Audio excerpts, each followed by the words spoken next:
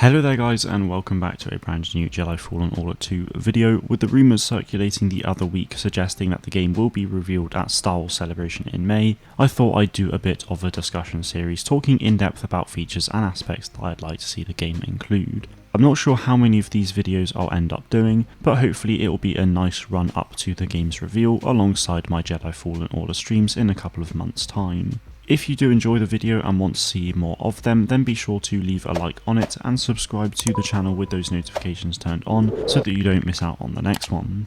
So the topic of discussion that I'll be going over today is exploration. Jedi Fallen Order, despite what a lot of people say is an open world game, the problem with it though is that the map design is incredibly linear and there isn't a whole lot to be able to do. Assuming that you've completed the story so you have access to all of the locations, the only thing you can really do is look around for cosmetics and those force connections that build around the lore of the game, and whilst that's fun to do for a bit, once you have them all there is nothing left to do apart from running around the same locations all the time and killing enemies. I don't mind it so much in Fallen Order now though, because we've known pretty much since launch that they're working on another Jedi game, so my hope is that Fallen Order was essentially a test, with the sequel expanding on it a lot more. With all that said, there is of course the meditation training and combat grid, but they will only keep people occupied for a limited time, and that's not related to exploration, but I will be talking about other things to do in the game in a future video.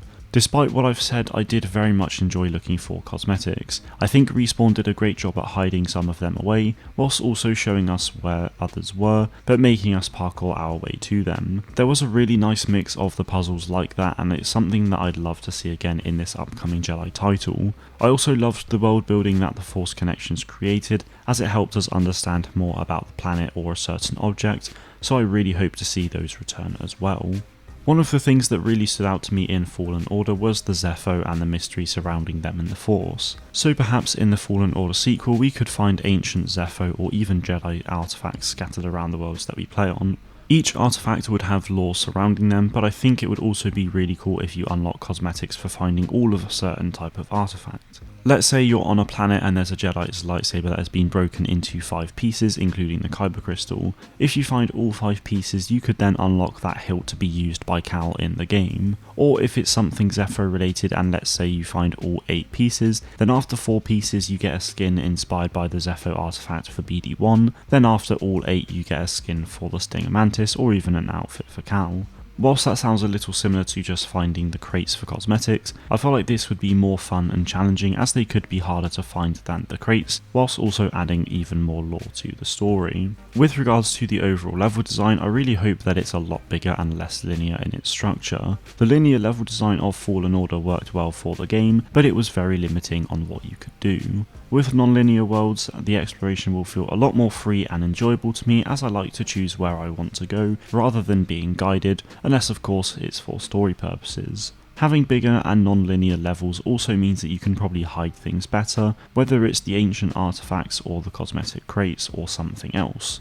I also think that it would be a great opportunity to hide lots of Easter eggs. An idea I had in mind is inspired by the rusted Razor Crest ship in the background of The Force Awakens. Let's say you're walking in a jungle environment and somewhere off the path you see something in the trees. You walk over to it to find a crashed speeder, which is of course a bit of a dig to the whole Battlefront 2 Droideka situation, whilst also adding some small but interesting story details to the game.